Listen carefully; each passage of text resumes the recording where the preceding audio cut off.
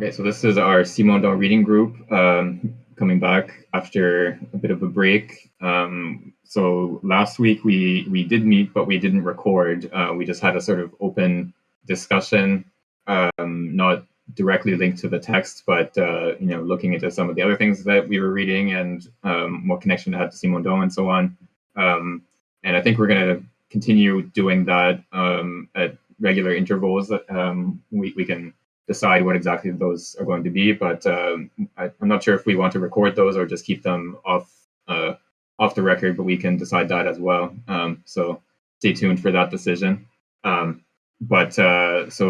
the last couple sections that we read, we looked at Destutt de Tracy, who is known for his book on what he calls ideology. Although, of course, this has a different meaning than the sort of contemporary meaning of ideology. And it's intended to be, or ideology for Destutt de Tracy is intended to be a kind of science of ideas, or a science of the generation and organization of ideas. So it's a kind of empiricist project that has to do with the way that complex ideas are composed out of simple ideas. And there's also a sort of social aspect, a kind of study of the formation of social organization out of simples that are individuals. So in both the case of individual psychology and in the study of social organization, there it's a sort of atomistic mode of explanation. So you start with simple elements and you combine them together to form complex wholes.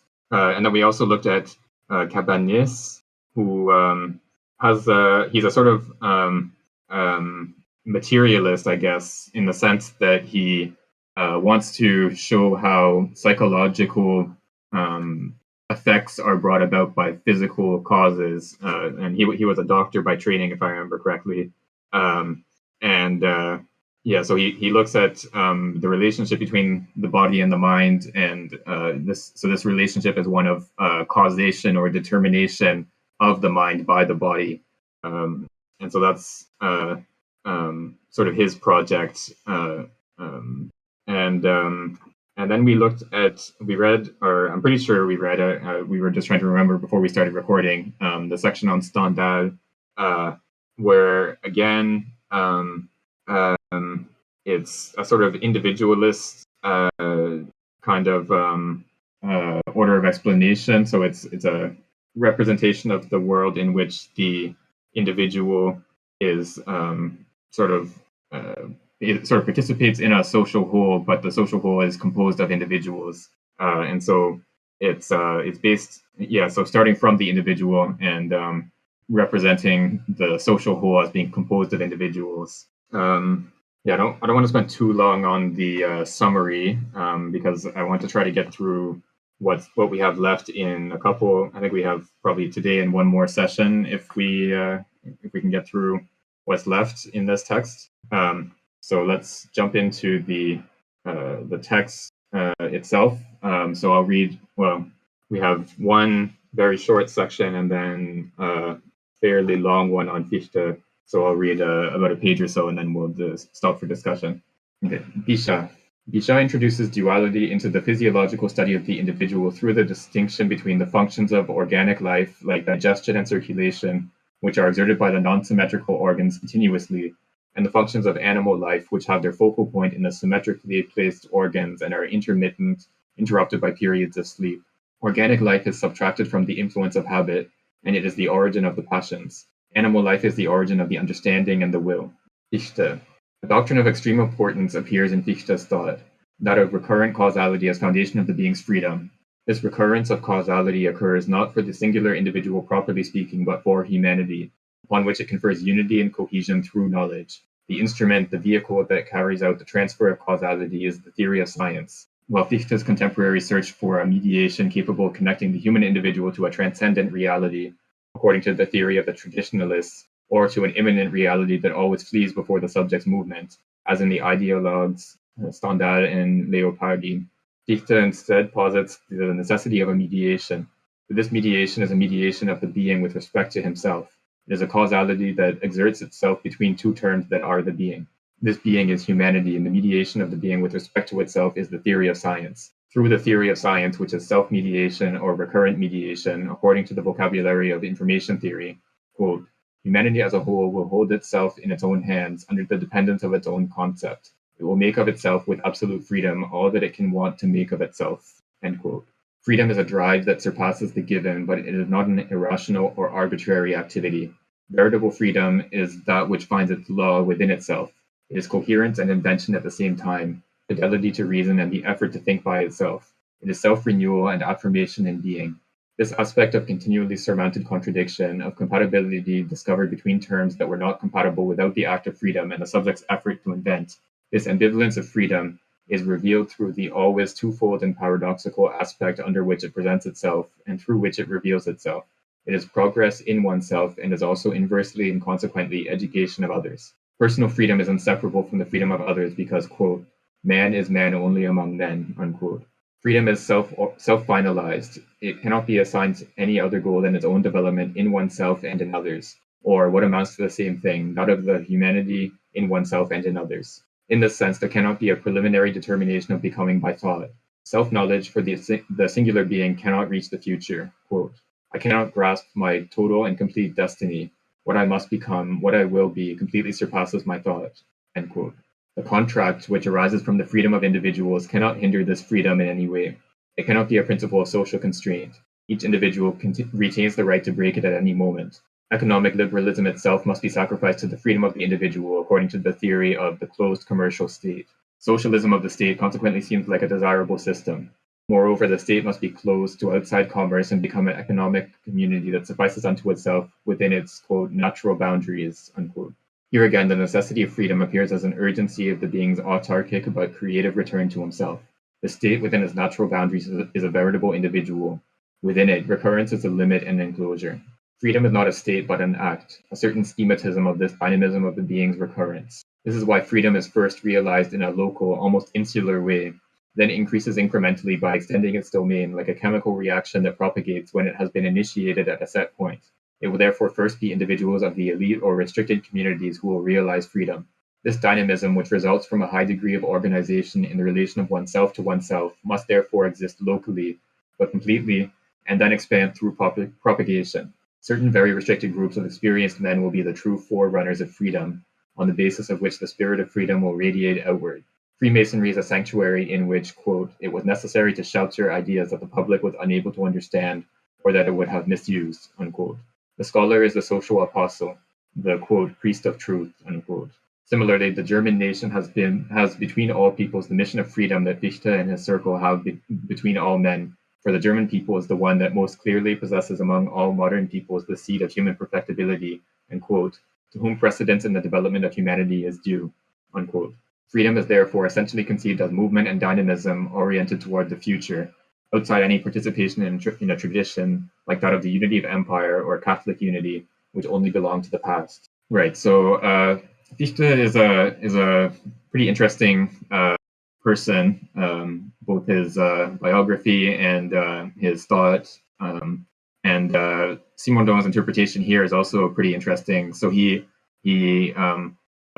describes Fichte's sort of overall orientation in terms of recurrent causality. So it's a kind of causality in which the cause and the effect are the same entities. For Fichte, it's the I.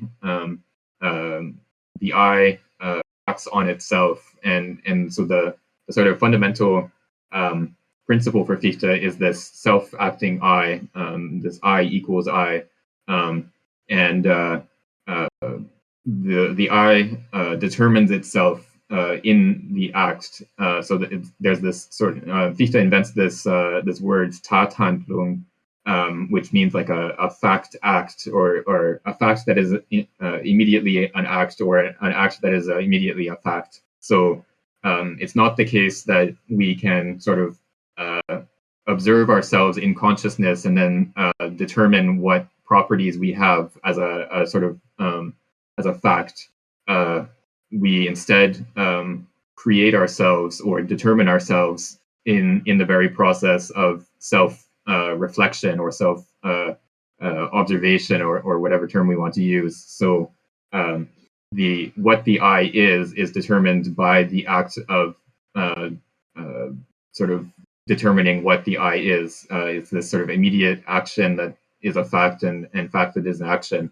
And yeah, and so Fichte also, so this is sort of the like abstract um, um, kind of epistemological slash metaphysical theory that Fichte develops in his what he calls the Wissenschaftslehre, the doctrine of science. This is the doctrine of science sort of principle, but then Fichte also has a number of practical writings. So one of the ones that Simondon quotes here or refers to here is the closed commercial state, which is this very strange text in which Fichte argues that the state has an obligation to ensure that all of its citizens can earn a living from their trade, whatever sort of trade that they practice. So farmers and merchants and so on. The state has an obligation to ensure that everyone can earn a living from that trade. And then so he notes that given the fact of a world market, the state doesn't have control over the economic circumstances in which its citizens live. So, depending on the world market, one commodity might become much higher priced or much lower priced, and that will affect the citizens' ability to earn a living. So then, what he argues is the logical solution to this problem is for the state to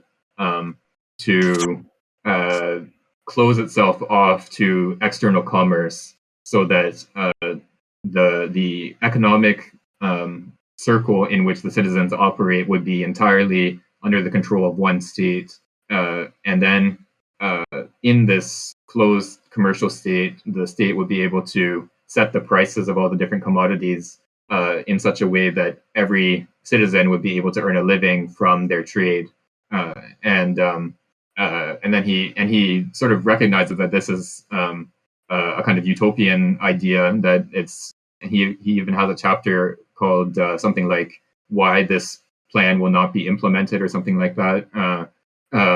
So he is sort of realistic about the odds of this plan actually being brought about, but that he argues that this is sort of the logical conclusion of his understanding of economic relations and how they're connected to the state. So yeah, it's a kind of theory in which the state sets all the prices of commodities in such a way that every citizen is capable of earning a living. And then Simondon here also alludes to one of Fichte's first texts, which is the contribution to correcting the public's understanding of the French Revolution. That's not the exact title, but something along those lines. So Fichte and Fichte published this anonymously because the French Revolution was obviously very politically dangerous in Germany at the time. So he wrote this in 1793, I believe, the early 1790s anyway. And in that book, Fichte argues that the social contract, like any other contract, can be revoked by any party at any time. So you can unilaterally withdraw from the social contract as an individual, which just means that you are no longer a member of society, so you're not entitled to any of the privileges of society either. But it also means that a people as a whole can sort of renegotiate the social contract at any time. And so this is what Fichte takes the French Revolution to be, is a kind of renegotiation of the social contract. Yeah, so it's a very strange theory of contract, because, of course, if any party can revoke a contract at any time, then the contract itself seems kind of pointless. It's not binding. It doesn't assure you that the other party is going to do anything except what they feel is in their interest at any given time. So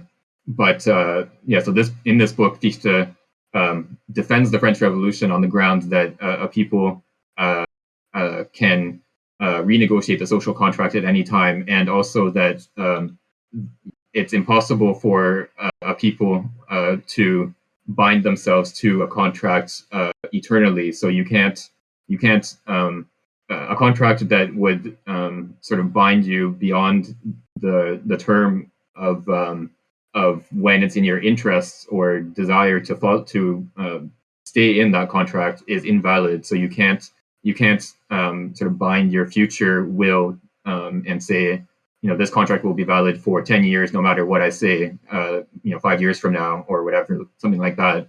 That kind of contract would be invalid. So there's no sense in which the formation of a state at a given time can be sort of binding on future generations who would have to follow that social contract that instituted the state.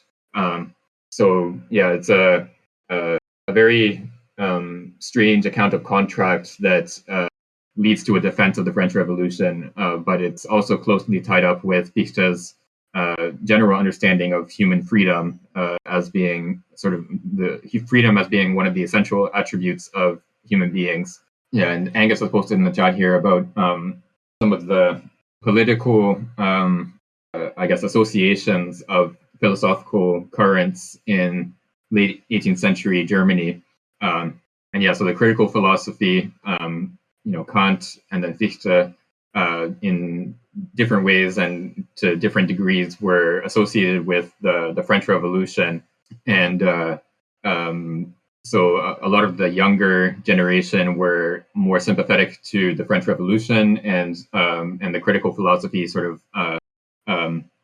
gained popularity in part because of that. And Kant's judgment on the French Revolution is a bit different than Fichte's. He's less sort of enthusiastic, but he I think does sort of grant the in principle legitimacy of overthrowing a government if it doesn't align with the potential for developing human freedom. He's less enthusiastic than Fichte in 1793, who is sort of wholeheartedly in favor of the French Revolution. So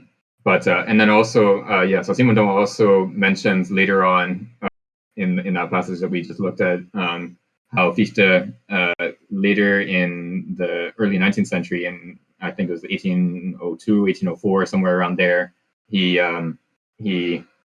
delivers what was published later as the Addresses to the German Nation, and so he is sort of one of the founders or precursors of German nationalism in the sense. So the French Revolutionary Army, or the army under Napoleon at that point, had invaded some of the German territory, and remember, Germany in the late 18th to early 19th century was divided into dozens of different states that had, various independent rulers.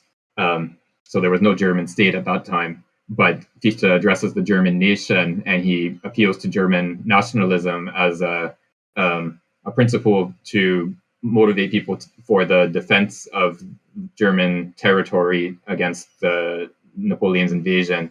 So there's been, I think, the Addresses to the German Nation are probably the Fichte text that has received the most scholarly investigation, because, of course, German nationalism has a lot of history, a lot of baggage in the intervening 2 centuries. So people have, sort of debated to what extent Fichte can be sort of attributed some of the negative sides of German nationalism that appear later on, and to what extent you can already find that in Fichte. So that's sort of a topic of debate among scholars of German nationalism. Yeah, I haven't started reading Fichte yet, but this this section on Fichte is really interesting in light of some of the stuff I have been reading. Like it seems like the idea that the critical philosophy needed to be founded on a first principle originated with Reinhold, and this seems like an idea that Fichte picked up, and as you noted, seems to ground this on the idea of the I's determination of itself. And then the idea of the fact act, the act or the act that is a fact at the same time. Kant says similar things about the categorical imperative in the second critique. In one of the introductions that I read, the translator argued that Kant was using fact in the Latin sense of factum, which I guess also means action. So there can't be really a deduction of the categorical imperative because it's kind of given as a fact by practical reason itself. Yeah, the etymology of the word fact is actually pretty interesting because it and this is something that some scholars in science studies have talked about, Latour in particular. But the word fact, so the Latin origin is factum, so something means something made. So a fact is something that is made.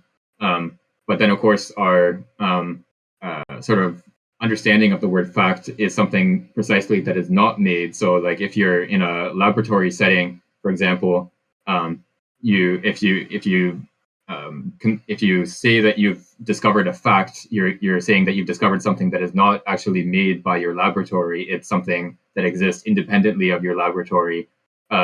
Whereas in a lab setting, people talk about artifacts as something that like a sort of anomalous data point or a substance that is not something that is factual or real.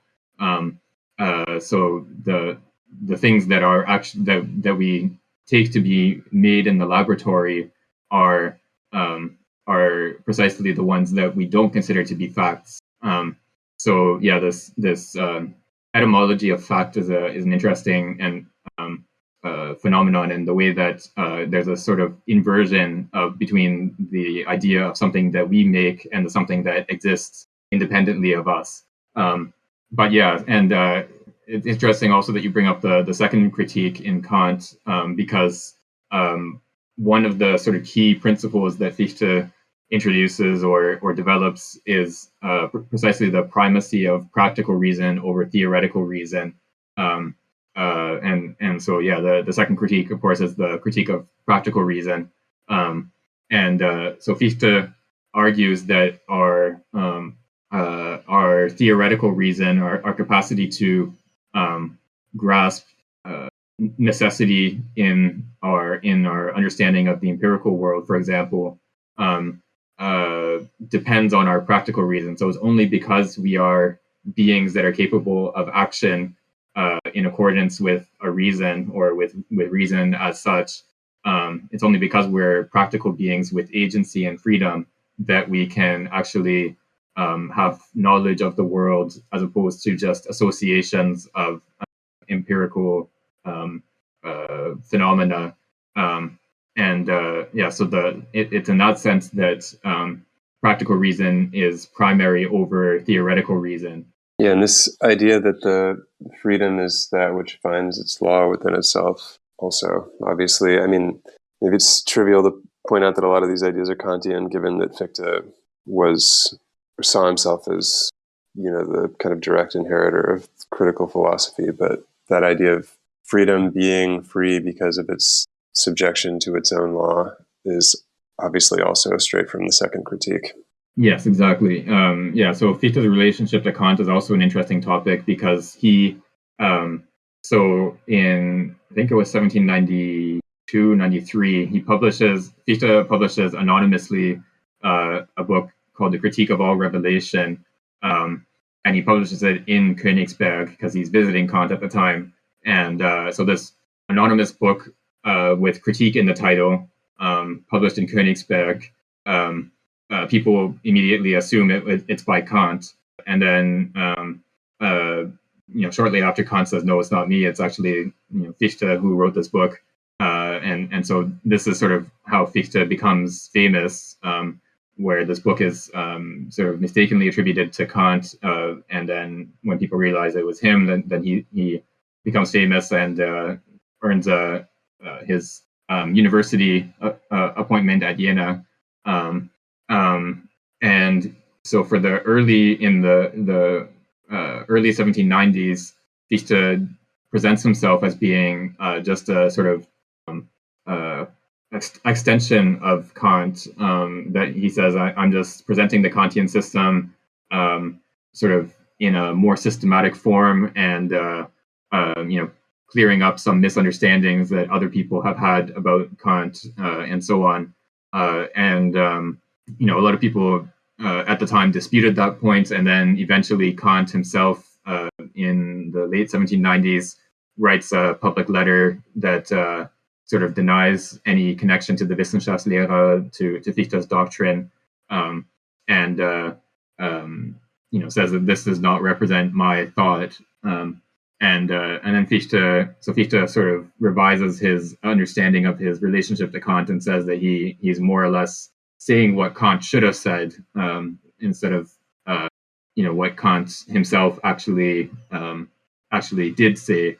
So he doesn't he no longer claims to be presenting the Kantian system itself, but sort of saying what Kant should have said instead of what he actually did say. And so there's an interesting kind of development of Fichte's self-presentation as a Kantian. And so, of course, all of his ideas can be traced back to Kant in different ways, but it's sort of the organization of those ideas and the development of those ideas is done in a very different way than in Kant. Okay, so let's go on to the next section. We're on page 642. So someone else could read from But This Freedom. Yeah, I can read. But this freedom of the individual or of the community requires that action can penetrate into nature, which must be transparent and knowable by man and penetrable in its intimacy. Quote, it expresses nothing but rapport and relations of myself to myself. And just as certainly as I can hope to know myself, I can certainly promise to scrutinize it, unquote. Kantian idealism becomes a means of bestowing the determinism prescribed by the understanding with freedom, as in the Critique of Practical Reason. The determinism of nature is nothing but the projection of the conditions under which the human mind knows objects. Moreover, for Fichte, nature is object of the self because it is the condition posited by freedom for its own exercise and its progress. The existence and characteristics of nature are deduced from the requirement to act and to accomplish one's duty. Nature is like a milieu that the activity of the subject determines. The problem of the production of nature is identical to that of the conditions of morality. The foundation of the principle of identity is the action of the self that posits itself for itself, and that is because it posits itself. Spontaneity and action of the self are beyond consciousness because they are its condition. The action of the self positing itself is an initial and immediate given of intellectual intuition. The being posited by the self and the action that posits it coincide in the intuition of the self. However, the construction of consciousness that begins with the self as principle is definitely not, according to Fichte, a nosogony that would claim to describe the effective genesis of consciousness, but a construction analogous to that of the mathematician, who through the combination of ideal elements arrives at truths concerning reality. Quote, the determinations of real consciousness to which the philosopher is forced to apply the laws of consciousness that he has freely constructed, in the manner in which the geometer applies the laws of the ideal triangle to the real triangle, are for him as though they were the result of a primitive construction. To take this everything happens as if, for an everything happens in this way, to take this fiction for the narrative of a real event which would take place in a certain era is a blatant falsehood, unquote. The dynamism of the self is expressed through tendency, but tendency requires a limit so that the self can maintain the constitutive tension of effort. To exist as such, aspiration must be limited. It encounters in front of it an existing matter, an immutable reality that limits it. Unable to transform things, the self strives to transform representation. Should I keep reading? maybe read this next paragraph? Yeah, let's read the next half-page paragraph, or however long it is. Okay. In order for a tendency to be able to be thought completely, it must not fixate on a particular object, since it would be satisfied by this object. Aspiration would cease, and with it all consciousness would be annihilated. Tendency, excluding any particular object, must only will itself, and must be satisfied only by itself. Action only satisfies tendency when its object is such that it does not limit tendency. The non-self is posited only as a condition for the existence of moral effort. Quote, the self determines the non-self, unquote. The field of moral action, the distance between the self that posits itself is limited by a non-self, and the self that posits itself absolutely is infinite. There exists a causality of the self on the non-self. This is the objective activity of the self. Nevertheless, since the self is posited by an infinite activity, the infinite activity and the objective activity can only reconcile if the infinite self knows itself as infinite in effort, which encounters a resistance equal to itself and which only affirms itself on condition of reproducing itself incessantly. Tendency is this perpetual reproduction of effort in which the limit gives a feeling of force, since tendency is only felt because one aspires to surpass it. Tendency, which can only affirm itself through the limit, pushes the ideal activity of the self to produce the object, the condition of this limit. Nevertheless, if such is the role of the non-self already posited, it cannot be said that its position is homogeneous with respect to its role. The act of opposing the non-self to the self is the object of an initial intellectual intuition. It does not seem to be an expression of tendency. In the same way that the self conditions the principle of identity, Fichte links the non-self to the principle of contradiction and presents it as a condition of this principle's validity.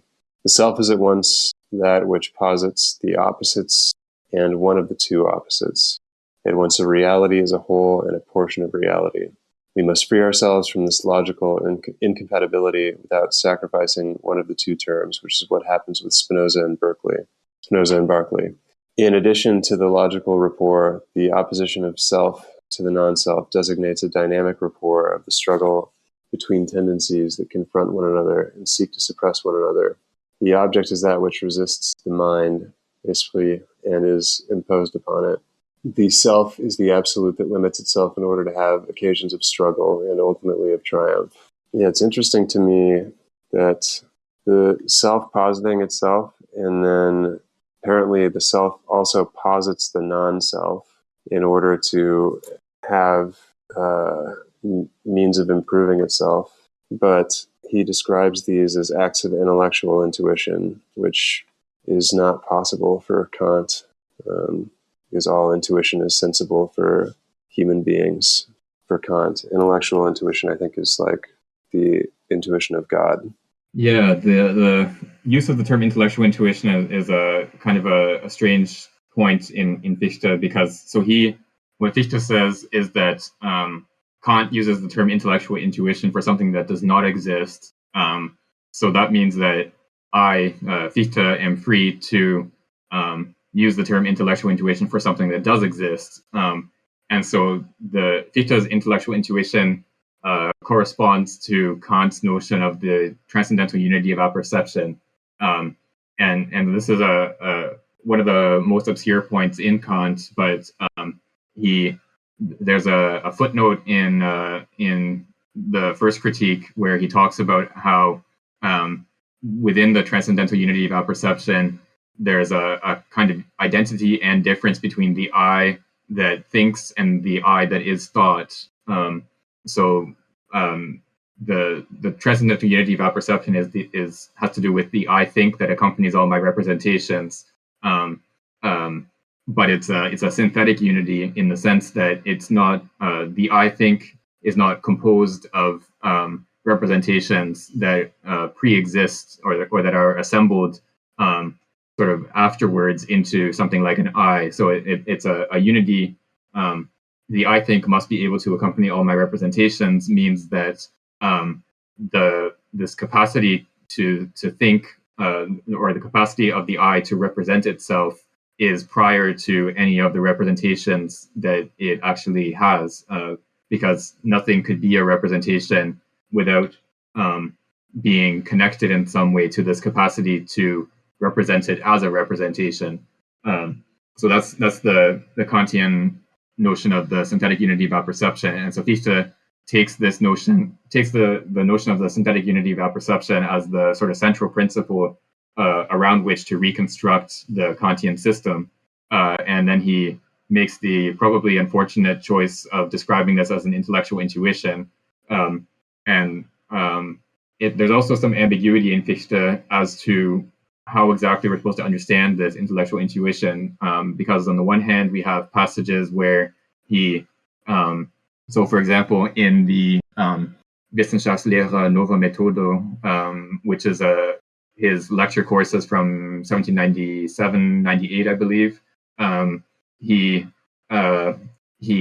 starts off the course by he tells his listeners, think of the wall, one of these walls in the room, and now think of whatever was thinking of the wall.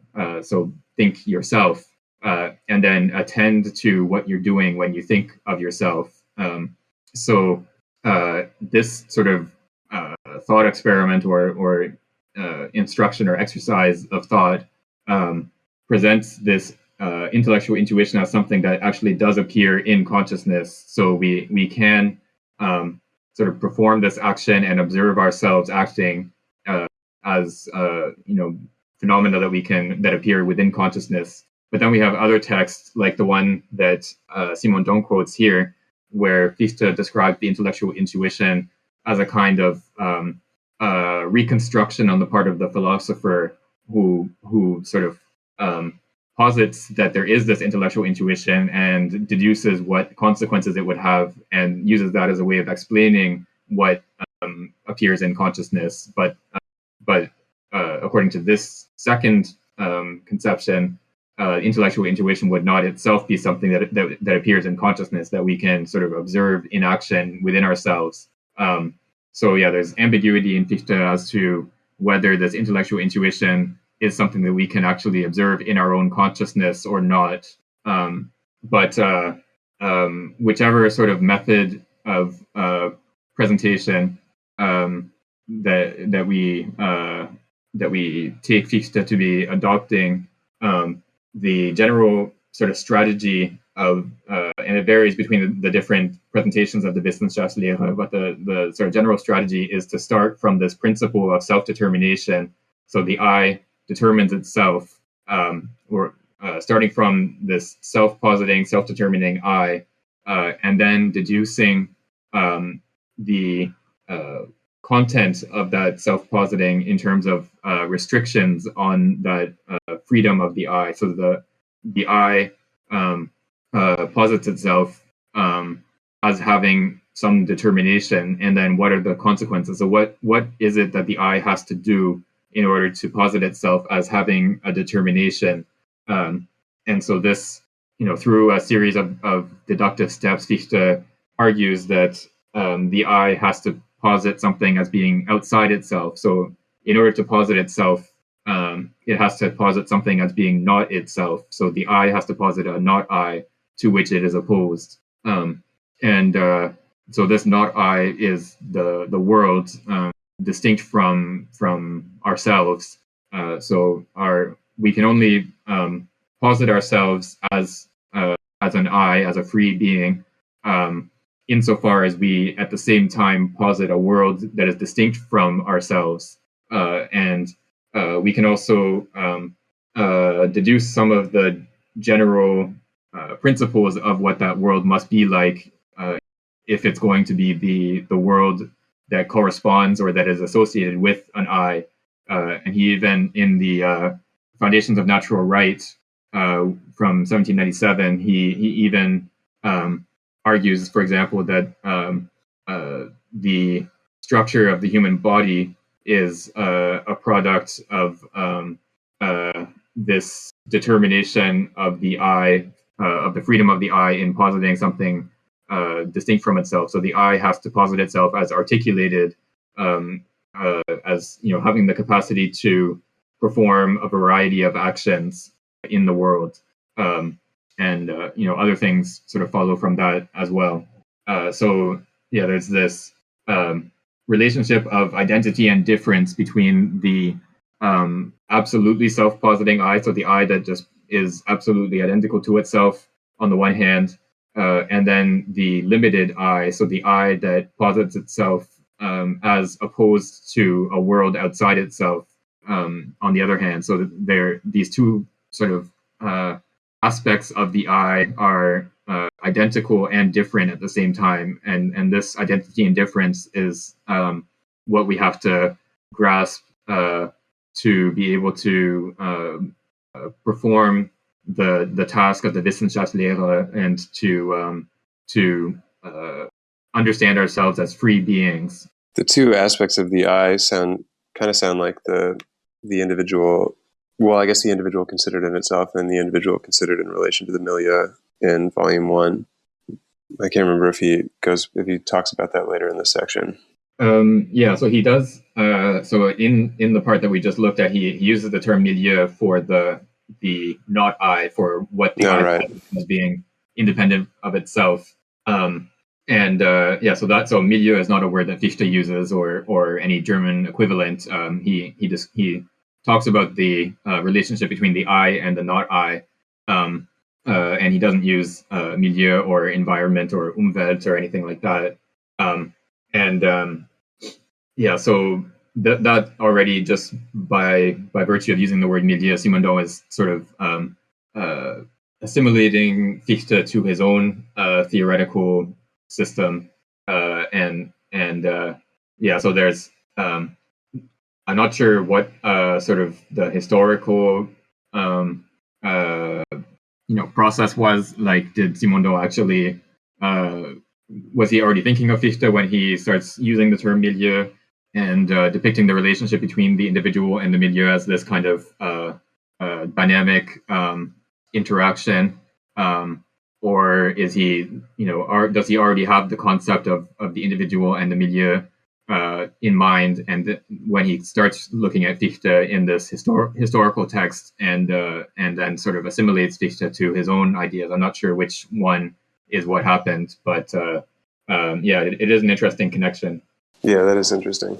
Oh, I also wanted to mention one of the texts that Simondon quotes here, and the reference is put in one of the end notes here, but one of Fichte's texts that Simondon quotes has the incredible title, A Crystal Clear Report, An Attempt to Force the Public to Understand, which I love that title.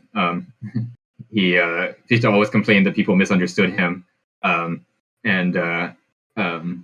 So he in that text he claims to be writing so clearly that no one could misunderstand him. Okay, so let's go on to the next page or so. I think we can get to the end of the Fichte section. If someone else would like to read up to there.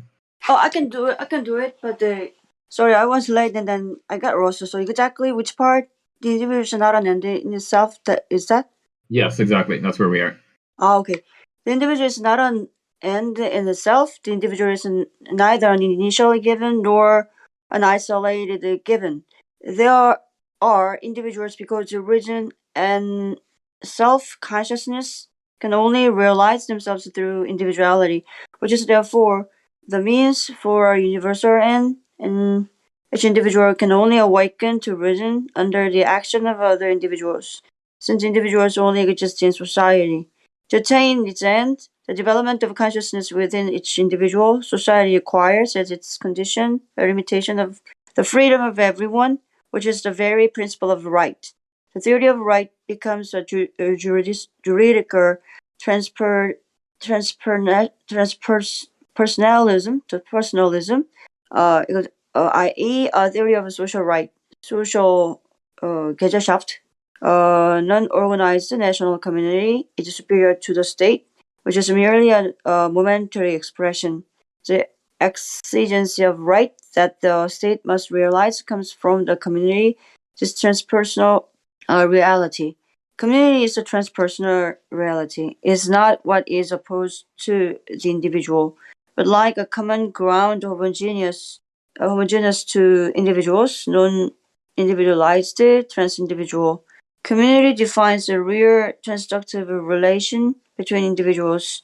It is complementary with respect to the individuals and is on the same order of reality.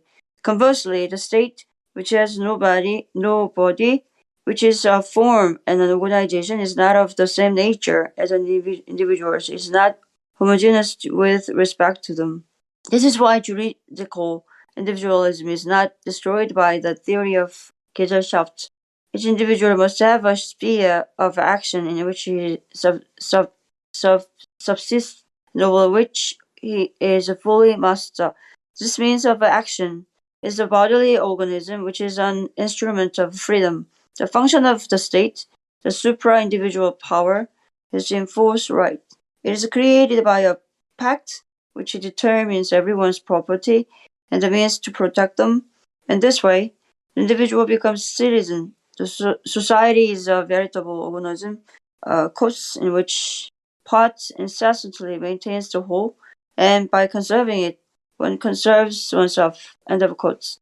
Because of its unity, reason requires a state of community of consciousness which right does not realize, for the latter leads to a state of dispersion and reciprocal opposition of individuals. The realization of humanity guided by the morality is not just the perfecting of an isolated and transitory individual. Humanity is mankind as a whole, and it is the moral advancement of the whole, universal progress that must be willed by all. The duty of education goes hand in hand for the individual with the duty to perfect oneself. The concern with individuals' perfection must not be disconnected from the perfecting the community of reasonable beings. Since moral duty always tends towards the universal, not towards that which is individual. This is why the mission of the scholar is so important. The goal of this mission is the development of reason and freedom. The greatest difficulty of this system is the necessity of determining the rapport between the self and the absolute.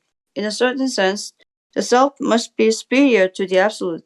In another sense, the absolute would have to be the interior to the self. Here, philosophy bears witness to the eternal production of the world by the absolute to the extent, and this world reflects into individual consciousness, one of which is oneself, and in which the free aspiration of one's consciousness toward spiritual life is posited as a moral duty. The incarnation of the world is the progressive development of morality and reason in the world. Right. So this bit has to do with some of Fichte's later texts, which which have to do with the sort of one of them is the vocation of the scholar. There's another one called the vocation of man. So Fichte argues that there is a kind of spiritual vocation of human beings to realize freedom more and more, an internal progress towards the realization of freedom. And he thinks that the scholar has a particular role to play in sort of leading this development towards freedom.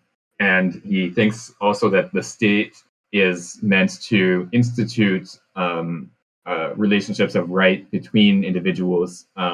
So it's sort of regulating the relationships between individuals in accordance with reason.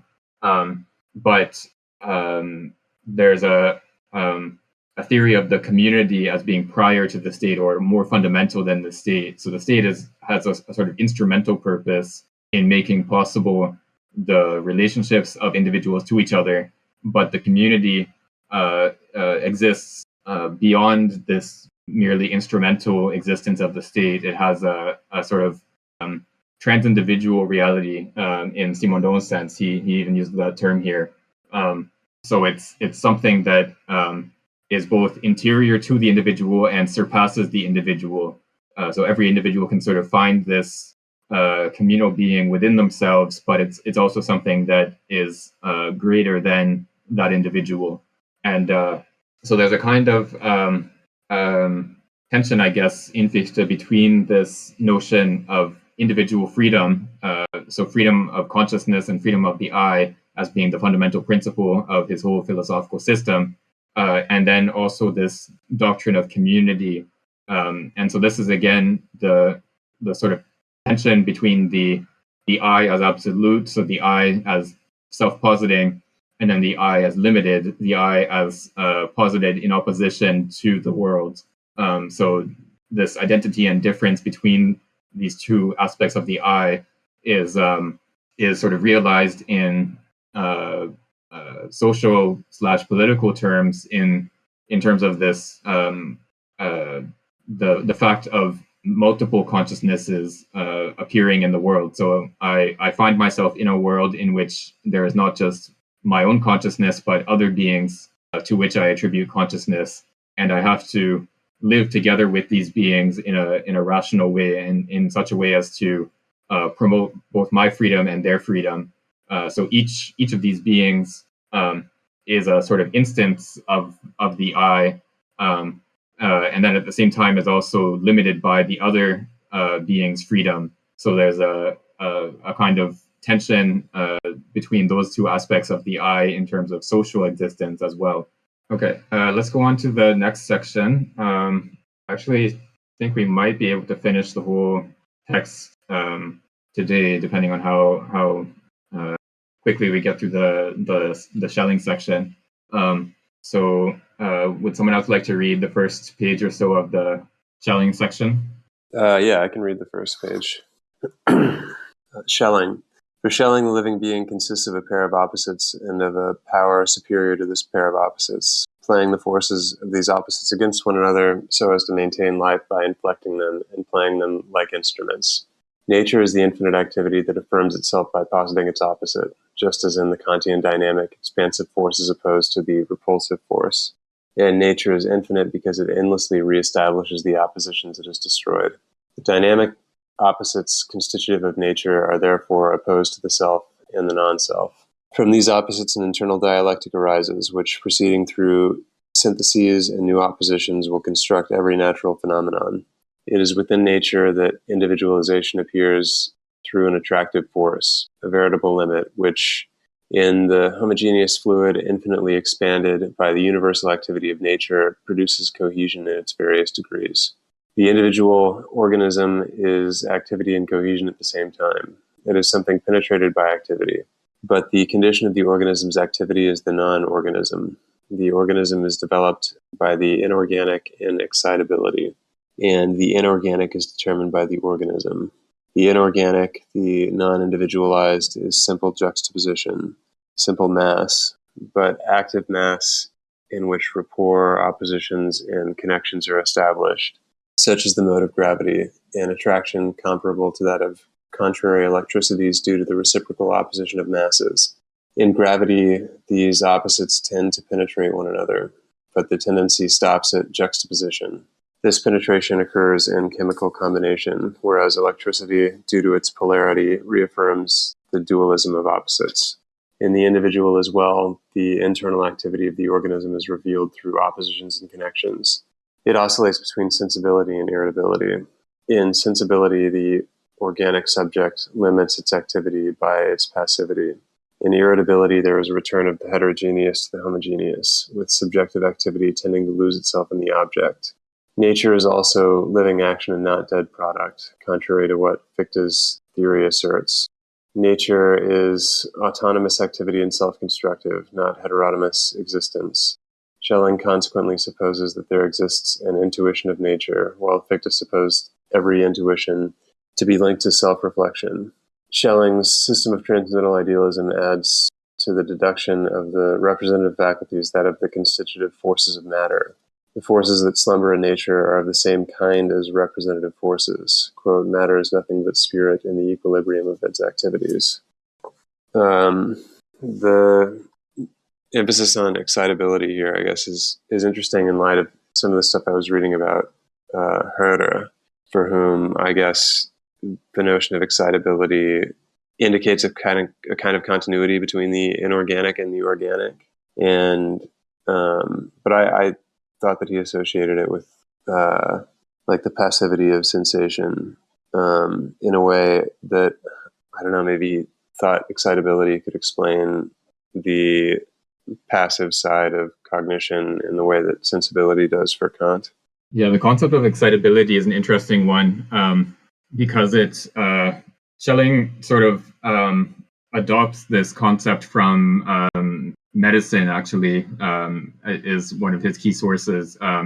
There's a doctor, and a Scottish doctor named John Brown, who develops this conception of disease as having to do with the proportion of different forces within the living being, and so excitability is sort of the general principle, or the general term for these different forces, and it's broken up into sensibility and irritability. And sensibility and irritability have a reciprocal relation. So the more sensibility, the less irritability, and vice versa. So Schelling takes it that this relationship between sensibility and irritability is reflected not only in the human body, but also in organic nature as a whole. So different types of living beings are determined by the ratio of sensibility and irritability to each other. And so there's a sort of quantitative presentation of the different types of organic beings. And then there's also this notion of excitability. Yes, you're right that Herder is one of the sources for Schelling. So Schelling's first text on philosophy of nature is the Ideas Toward a Philosophy of Nature, and the title itself of that book is sort of copied from Herder's Ideas Toward a Philosophy of Man. And there's also Herder's Spinoza book. I forget the exact title, but he has a book on Spinoza where he argues that the sort of key weakness in Spinoza's system, or the key point that needs to be changed in Spinoza's system, is that Spinoza has a mechanistic physics. So Spinoza's physics is built around the interaction of pieces of matter with each other in terms of impact, whereas Herder takes it that we need to have a dynamic physics, and then Schelling later on, in 1799, 1800, he presents his system as being a Spinozism of physics, and he takes it that the sort of key point of transformation of Spinoza's system is precisely to introduce a dynamical conception of physics as opposed to the mechanistic one. And so this dynamical conception of physics goes back to Kant as well.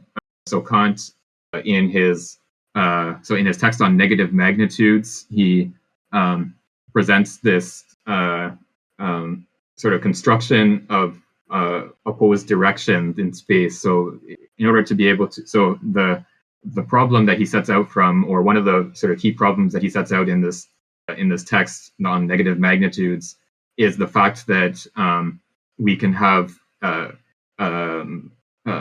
congruent objects that are nevertheless non-superposable. So a left hand and a right hand are mirror images of each other, but there's no movement through space that would that would allow a left hand to be superposed on a right hand.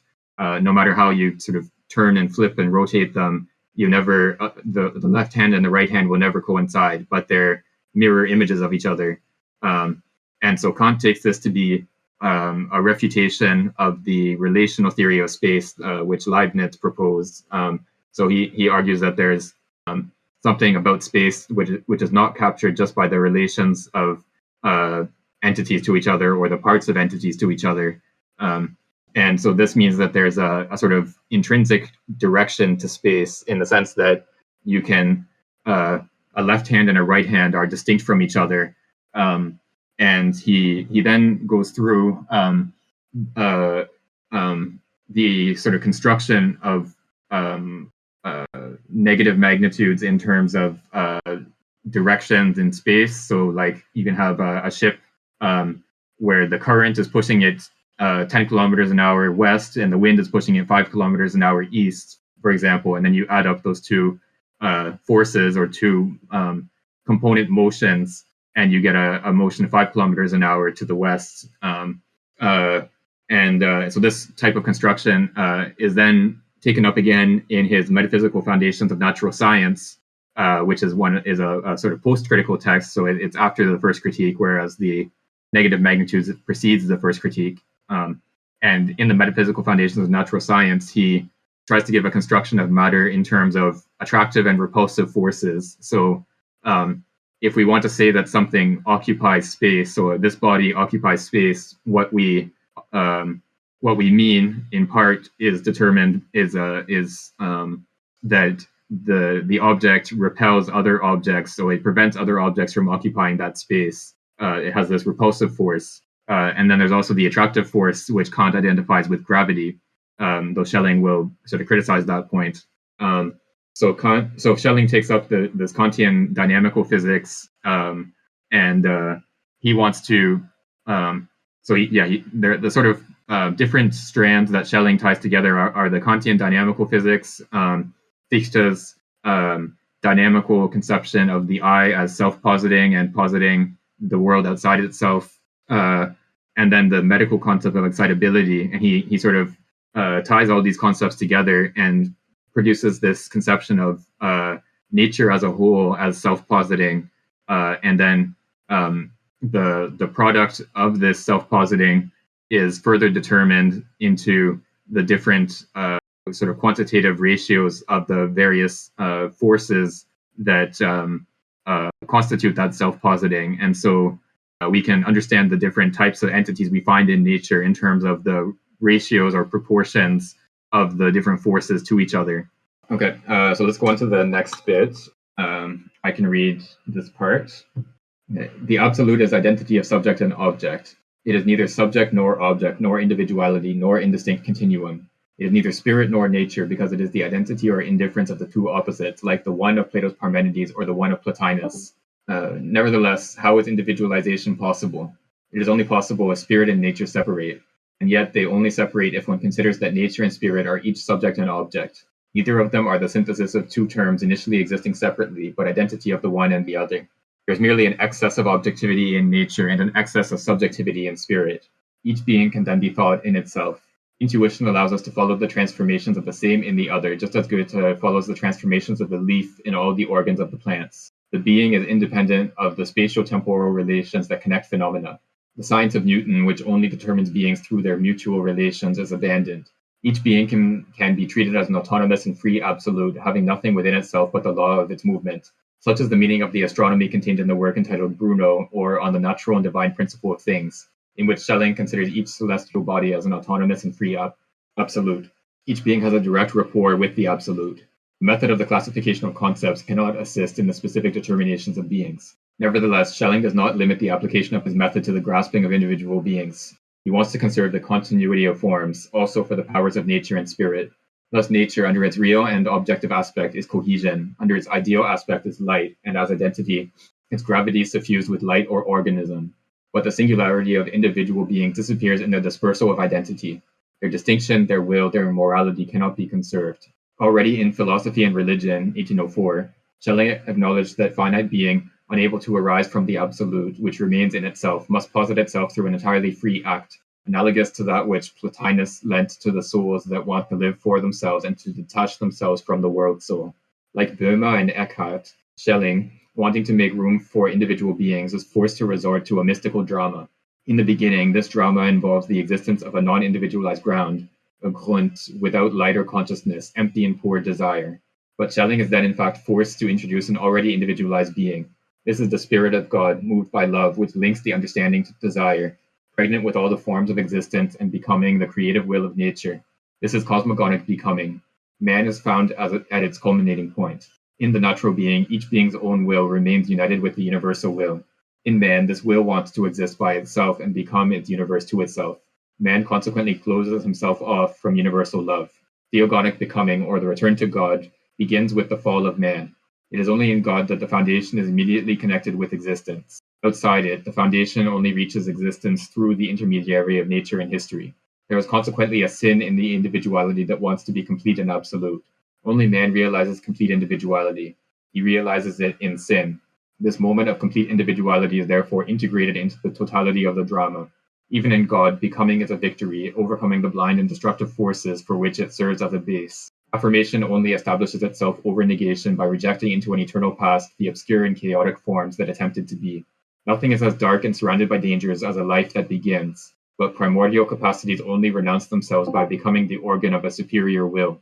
Thus, for Schelling, there is a sort of conservation of forces, of potentials anterior to the whole drama with which an individuation begins. It is in this sense that it is necessary to accept the concept of superdivinity, the basis of which is nature, constituted by the three capacities. Becoming is first and foremost that of God himself. In order for him to be the primordial seed, which is his first capacity, he must become non-being. In opposition to this primordial seed, God is the being who is. This is his second capacity. The alternating and oscillating opposition between these two capacities, which want to be and which repress the other two in turn, will only cease through the common will of renunciation in favor of a will which is not that of any form of being, because it is above all difference, the Übergottheit, absolute freedom, superdivinity. In the wake of a theurgy, Schelling is led to present nature as the product of wrath, or God's negative capacity. The world of spirits is the product of love, or God's affirmative capacity. Finally, love unites with wrath to create the wisdom of the world's soul. Thus, a certain gap appears to remain between a philosophy that rationally constructs the universal on the one hand, and a philosophy that grasps the effectively existing individual on the other. The existent is conceived as radically free and contingent relative to essence and the possible. The, quote, positive philosophy that, unquote, that starts with the pure fact of absolute freedom, the principle of existence for oneself and for others, is opposed to the, quote, purely rational philosophy, unquote, that constructs the possible. The individual, therefore, remains an irreducible given that serves as the principle for a philosophy. Right.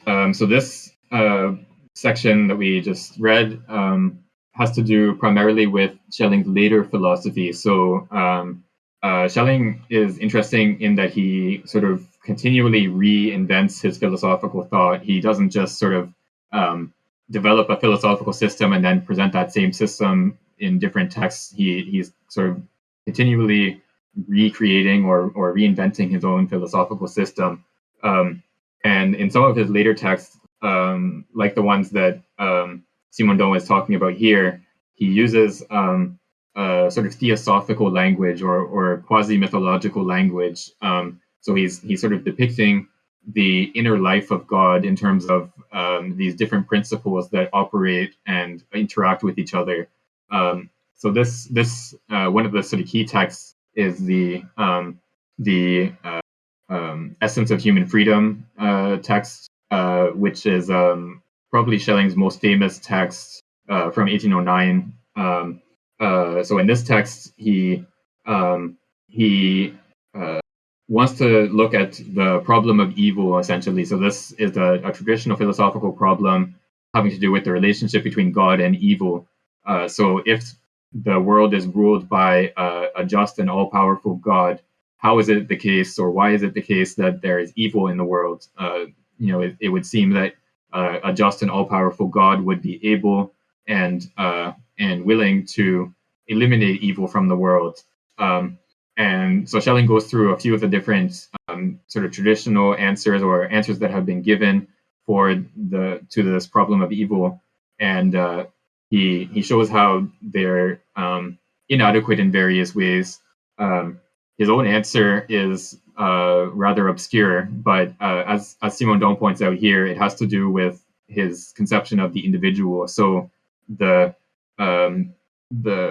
capacity for evil, or the existence of evil in the world, has to do with the way that individual beings are distinct from God. So if we consider individual beings to be in God in some sense, and he says this is a sort of a point of Christian doctrine that God is present everywhere, so everything is in God in some sense, then the question becomes, what is it that constitutes the independence of those beings from God? So what is it that makes me a distinct entity from God? And for Schelling, the answer is freedom. And freedom has to mean the capacity both to will the good, but also to will evil.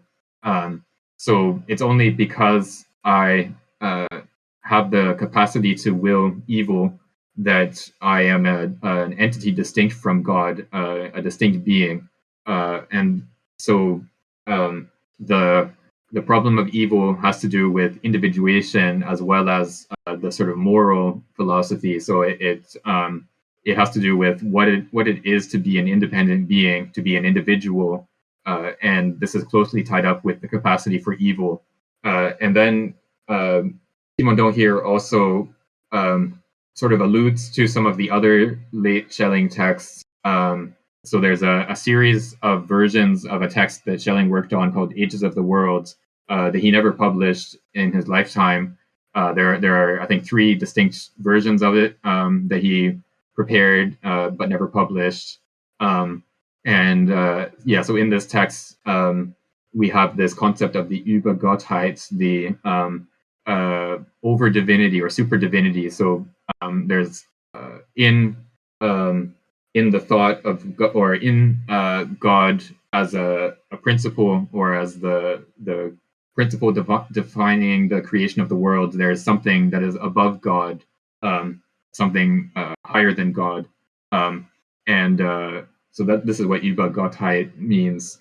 And then he also Simondon here also refers to Schelling's notion of a positive philosophy. So this is even later than that. So when Schelling is teaching at the University of Berlin, he teaches courses on what he calls positive philosophy. So he argues that a purely rational philosophy is incapable of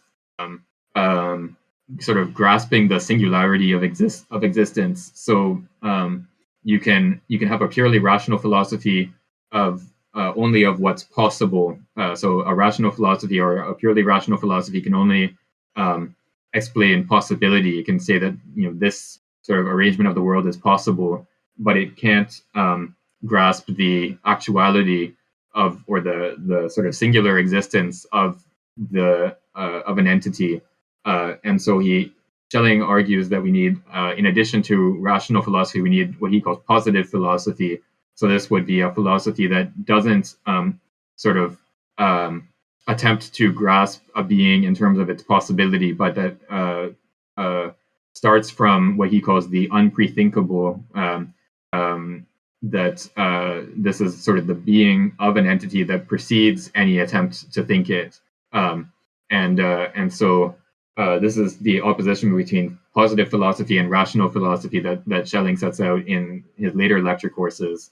And Simondon takes it that this opposition between positive philosophy and rational philosophy indicates a kind of disjunction or gap between the thought of the universal and the thought of the individual. And so the individual is still, for Schelling, sort of something that resists rationalization or that resists incorporation into the rational world picture. And so Simondon will want to overcome that sort of opposition or that irrationality of the individual and develop a rational conception of the individual or a thought of the individual that doesn't have this kind of gap between the individual and the rational world order. Okay, so if there are no comments or questions about that section, let's go on to the next one, which I think should be the last section. So if someone else would like to read, you can read to the end of this text. So I can read the absolute. It's like into the part, right? So we're at the section heading Novalis, Hölderlin, sorry. Yeah. Novalis, Hölderlin, the part. Sorry. They kind of I get also. Sorry. Could you repeat which part exactly? Yeah. So we're on. Let me just get the page number. Yeah, 648 of the PDF, and we're at the heading Novalis, Hölderlin, Henrik Steffens. Oh my gosh! I just finished the English finished the matter is nothing but spread. After that you read, right? Yes. So I read about a page and a half after that point. Yeah. Nevertheless, Schilling, this part, right? Nevertheless, Schilling does not remit the application, his method, the part? No, after that, yeah, about a page after that, there's a section heading. Oh my gosh. Sorry. Better just give up, sorry. 248. 248. 648. Yeah. 648, and then I can't see like a novelist on Are you on the physical book, the paper copy, or the PDF? the paper copy. Yeah. So the page numbers are slightly different in the paper book compared to the PDF. I'm not sure what the exact page number is. Try going like 2 pages further. Yeah, tonight quite sorry. Like wow. So that's okay. I can read this section then, if you can find it, and then you can try to find it as I'm reading. Okay, thank you. Sorry. Gotcha. This part, right? Furthermore, the opposition between two philosophies. Yes, that's the one. Yeah, thanks. Sorry. Furthermore, the opposition between the philosophies. I think. Sorry. The opposition. Sorry. Furthermore, the opposition between two philosophies is the essence of Romanticism, and the paradox of individuality is still expressed in this opposition. For the individual wants to be universalized, and is opposed by its quiddity to this universalization. The individual must be, at the same time, one of the terms of the opposition and subject of the opposition. The individual must be included in the order of simultaneity and the successive, but it can only be included therein if it understands this order, involves this order, and in some sense is the engine of this order. Novelist said the proper essence of Romanticism is to make absolute, to universalize, and to clarify the individual moment or the individual situation. End of quotes.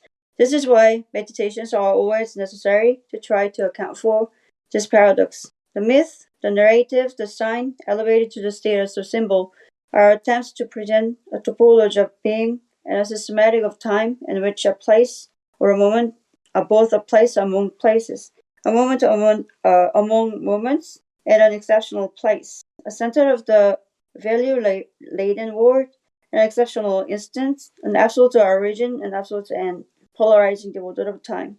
The Romanticists search for places and times of exception, which are at once ends and limits, beings and origins, elements and the source, the produces around the inner field, which is not the source but comes from it and unifies beings. The individual turns his instant into a date, for example, the end and an origin, i.e., an end and origin, and not just a moment. The instant possesses internal density and a consistency that make an eternity of it. For this instant is the active source of the duration of the after, and it absorbs the duration of the before. All duration passes through it, and the instant polarizes this duration.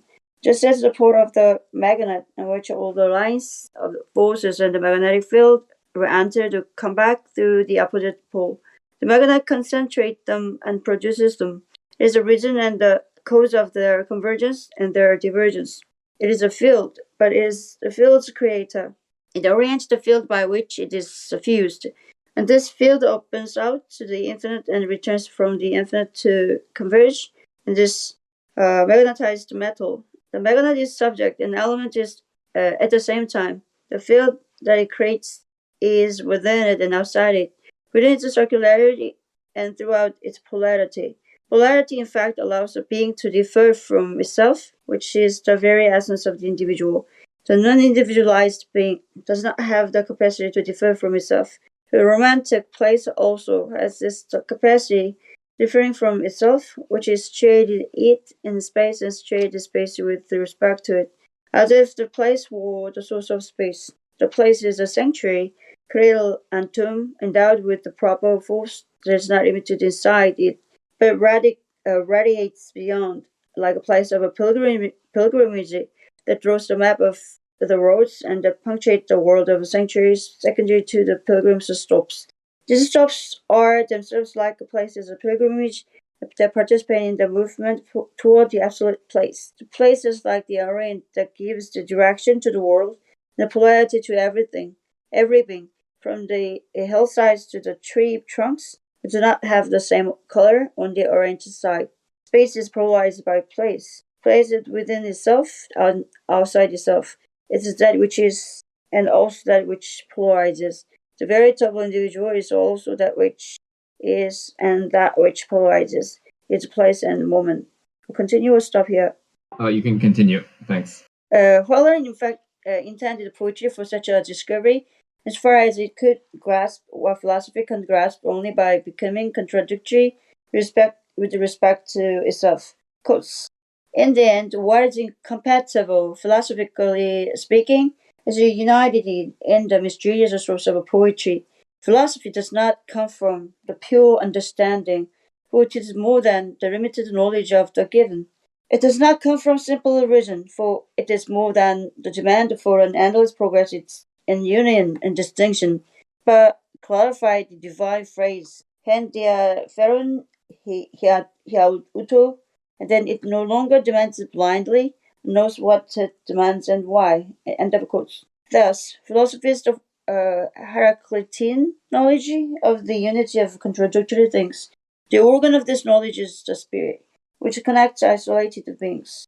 Quotes. Or friends, or friend, end of quote, says Hyperion. Quotes. In the end, in the spirit reconciles us with all things. End of quotes. Poetry, the harmony of speech that reunites what nature had joined and what understanding had separated. Nature is, quotes, rude nature, which laughs at reason and which is linked to enthusiasm, end of quotes. Quotes. We separate ourselves only to be more united, to be in a more divine peace with all things and with ourselves, end of quotes. This peace is one that is different from itself. It is life and being. Quotes. To be, to live, that is enough. That is all of the gods. And therefore, all things that but have life are equal in the divine world. And it is in there no masters or servants. Natures live together like lovers. They hold all in common, spirit, joy, and eternal youth. End of quotes. This thought makes it such that man must be first quotes, skillful man before being child. End of quotes. For he must already be intelligent before having his sensibilities ripen. This doctrine, this research, is reminiscent of Plato's quotes along the tour, end of quotes, through which the being fulfills itself. Stephens, a mineralogist and geologist, shows the evolution to be tending towards individuality and to be fully realized in man. Sorry for my confusion at first, sorry. Yeah, no worries. I'm glad we found the right place. Yeah, so this bit is on the romantic poets who were associated with German idealism, so with Fichte and Schelling. So Novalis, if I remember correctly, he actually worked in a mine at one point. I think his father owned a mine, but then he was also a poet and a philosopher. And he wrote a series of notes on Fichte, the one of the characteristics of Romanticism as a poetic movement in Germany in the 1790s and the early 1800s is this sort of tension between the individual and the universal, and this sort of mirrors or reproduces the tension that we talked about with Fichte between the I as absolute or the I as self-positing on the one hand, and then the I as posited in opposition to the world. So one of the sort of key principles of Romanticism is this kind of tension between the individual and the absolute. So the poets try to grasp the absolute as it appears in an individual moment or individual place or whatever, and there's a kind of interaction between the individuality of this particular moment or place and the absolute or universal value of this moment or place. And then there's also that's sort of Novalis's general orientation or the sort of romantic orientation in general. But Hölderlin is a bit different because for him, so Hölderlin is definitely a romantic. He's definitely part of this romantic movement. but he also has somewhat different relationship with history or with time. So for Hölderlin, there's this conception of ancient Greece and the ancient Greek world as a time in which the divine was present to human beings, whereas the modern world is characterized by the absence of the divine. So, um, ancient Greek people could just go to a temple and see Zeus or Apollo or whoever in a statue. The gods were sort of present, but for us as moderns, the gods are absent, and so this modern condition of the absence of the gods is one of the key ideas in Hölderlin's poetry. And Hölderlin is also important for Heidegger later on. Heidegger takes Hölderlin to be one of the sort of key moments in the history of being, and several of Heidegger's texts and lecture courses are devoted to interpreting Hölderlin poems. And so he takes it that Hölderlin is sort of holding on to the memory of being, the recollection of being that is sort of being lost in the transformation of the surrounding world. So that Heidegger's interpretation of Hölderlin is something that is debatable, that other people have contested, but yeah, however we want to take Heidegger's interpretation of Hölderlin, definitely Hölderlin is a poet who has a lot of philosophical importance as well. And then there's also this last line here, which is kind of interesting because it doesn't appear in the French. So the last line on page 650 of the PDF about Steffens doesn't appear in the French text. So there is an endnote in the English text that I haven't read, so I'm not sure. It probably says where that line comes from. But yeah, Steffens was a geologist who was associated with Schelling, who sort of applied Schelling's ideas to the study of mineralogy, and the classification of minerals in terms of how they're produced by the interaction of different forces. And Schelling's work actually was quite influential in early 19th century German science and medicine. There were a lot of there were other scientists like Lorenz Oken, who actually founded the German Academy of Science, or Scientists and Doctors, which still exists today. So Oken was influenced by Schelling and sort of developed some of Schelling's ideas in biology. And even so in the early 19th century, this Naturphilosophie or nature philosophy was quite popular and influential. And then there was a reaction in sort of the mid 19th century where a lot of scientists rejected this idea of or this approach to natural science, but there were still some kind of hidden influences of Naturphilosophie on later science, especially the idea of the unity of forces. This was one of the key concepts that Schelling developed in his nature philosophical writings, and this idea of the unity of forces had a direct influence on the development of the theory of electromagnetism, which sort of united the theory of electricity and of magnetism.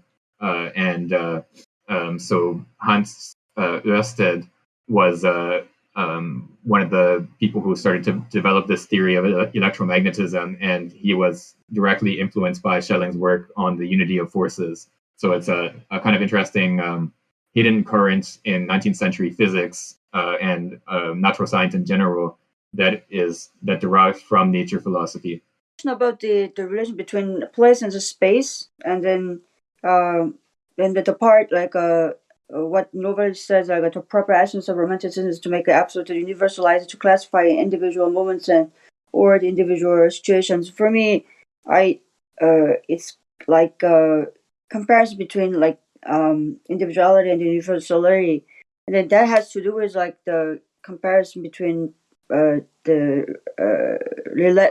relation between like the space and the place. So it's a kind of a place is like is like the equivalent to the individuality, and then space more like a uh, universality, like equivalent to universality. Likewise. Yeah, I think that's right. So there's this comparison that Simondon points to with the magnet, and so the magnet is there are sort of a few properties of the magnet that are relevant here. So the magnet has a polarity, so it has a differentiation within itself between the north and the south pole, and this is so magnetism was something that Schelling was very interested in, and that later nature philosophy.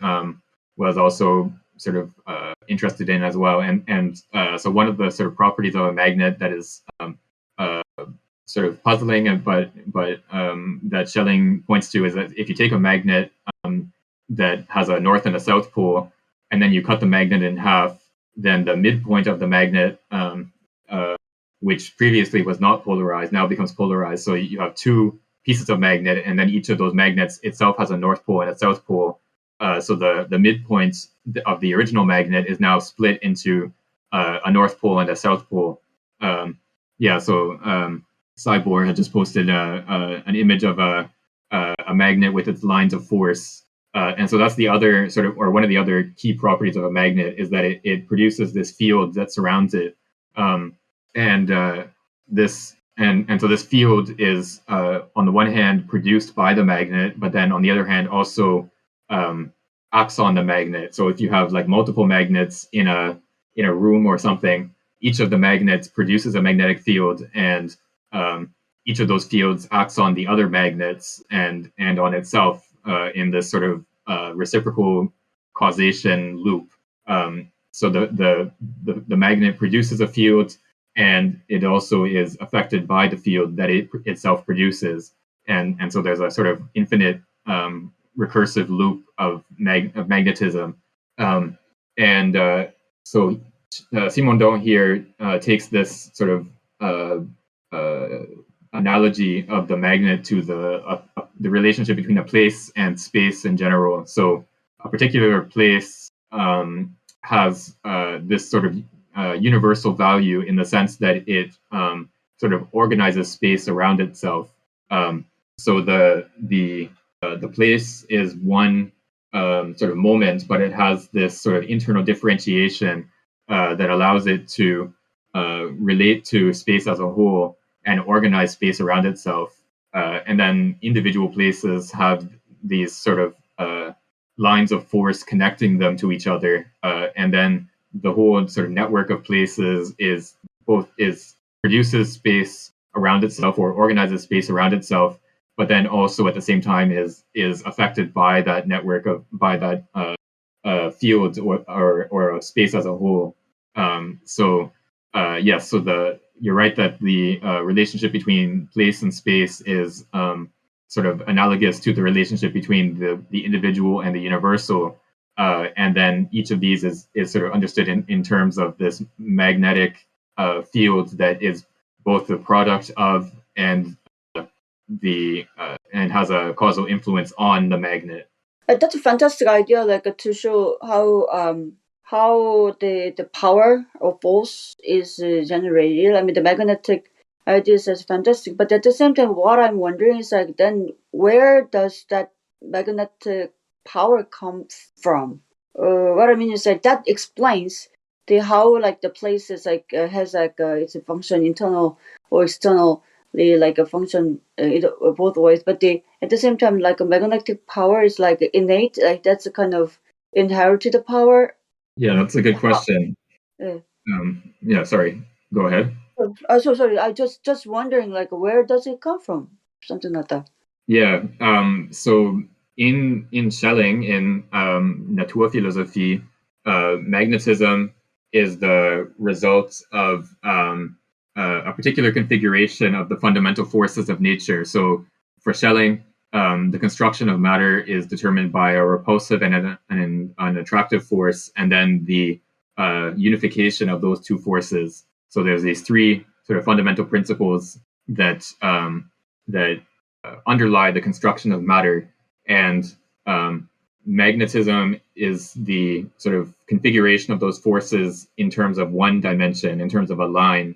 And so this is sort of accounts for the polarization or the polarity of a magnet. So a magnet is sort of ideally constructed in terms of a line that has a north end and a south end. So in this conception, the magnetic force doesn't really come from anywhere. It's just one sort of configuration of the basic fundamental forces of the universe, of nature. But then when we look at the example of the place and space and their relation to each other, this would be a much more complicated configuration of the fundamental forces of nature in such a way that particular places and the space in which they find themselves would be sort of in interaction with each other. And we can probably connect this to Simondon's other main text, the On the Mode of Existence of Technical Objects, where he talks about the sort of, so in the third part of that book, which we talked about a little bit last week, he develops this account of this genetic account of human modes of existence, and the most fundamental, or the first mode of human existence, is the magical mode of existence. And this mode of existence is precisely oriented towards particular places or particular moment in time. So a magical mode of existence is always in relationship to something like, the full moon, or a particular site on a mountaintop that has magical powers, or something like that. And each of these locations in space and time, or these places and moments, are sort of related to each other in a kind of network. So one place communicates with the other, and then this sort of network of places or network of moments sort of feeds back onto the individual places. So each of these moments or each of these places is organized around each of the others. So this is sort of the conception of space and place in terms of this reciprocal feedback. So the sort of short answer is that the magnetic field, or the analogous field that is space, doesn't come from anywhere. It's a sort of one organization of the fundamental forces that make up the natural world. Yeah, I'm ignorant of Heidegger, but anyway, like in terms of accumulates of moments, leads to the particular image of space or kind of a being. I mean, the identity of being. I guess like your explanation in a way, like how do you say, like it implicates like some connection, this part to the Heidegger's philosophy, like. Yeah, I'm not sure. So for Heidegger, there's a similar kind of conception of the sort of fundamental orientation towards space. So he criticizes the sort of Cartesian notion of space as being a kind of bare extension, just made up of geometrical properties of figures. So he thinks, so for Heidegger, the more fundamental notion of space is one understood in terms of distancing, of the way that human beings, or Dasein, sort of orient themselves toward the other entities that they find in space. So something is distant from me insofar as it takes me time and effort and so on to sort of grasp that object, or to bring myself into contact with that entity. So the hammer that I have right next to me, that I can just pick up and use and do whatever I want with, is close to me. And then some other, I don't know, a house that's in a different city is distant from me because it it requires time and effort and probably money and so on for me to actually get to that house. But for Heidegger, this structure of space in terms of distancing and of integration into a sort of practical project of Dasein is more fundamental than space as a geometrical extension. And for Heidegger as well, this space in terms of distancing is sort of structured in terms of a network. So each entity is related to other entities in terms of how they are integrated into various practical projects. And so they have relationships of distancing to each other in that sense. So yeah, I think there are some similarities to this conception of space and place that we find in Simondon here. But yeah, it would be interesting to try to compare and see to what extent they match each other and what the differences are. Okay, thank you so much. Okay, so if there are no other comments or questions or anything, I think we can stop here for today because we just finished this text. So for next time, we had discussed, so there's sort of two options. We can either continue with the rest of the texts that are in this volume, in volume 2 of Individuation. So there's a couple more texts. There's analysis of the criteria of individuality, which I think is about 10 pages. There's 3 texts. Analysis of the criteria of individuality, there's allegmatics, and then there's form, information, and potentials, which is one that we read probably a year ago now, or before we started Individuation. But it also appears in this book, so we can read that again. So we have those texts that are in this volume. That's one option. We can read those texts. But we'd also discussed potentially looking at a presentation that I did a couple months ago now on Hegel and category theory. I think I mentioned this last week in our discussion. So I had done a presentation at a conference about Hegel and category theory and some sort of interesting connections between the two. And someone suggested that I should present that talk here in one of our sessions. So we could do that next week if people are interested, or we can just continue with Simondon. Both sound intriguing, and then we can do with your presentation paper first, and then we can continue with this book. Like we can finish this book totally. So after your presentation, we can do the reading, like the rest part, right? Yeah, I think that would work. I do need to check that I can share my screen on here because okay, yeah, CU61. Yeah, let's stop the recording and then we can discuss after that. Let me just stop the recording.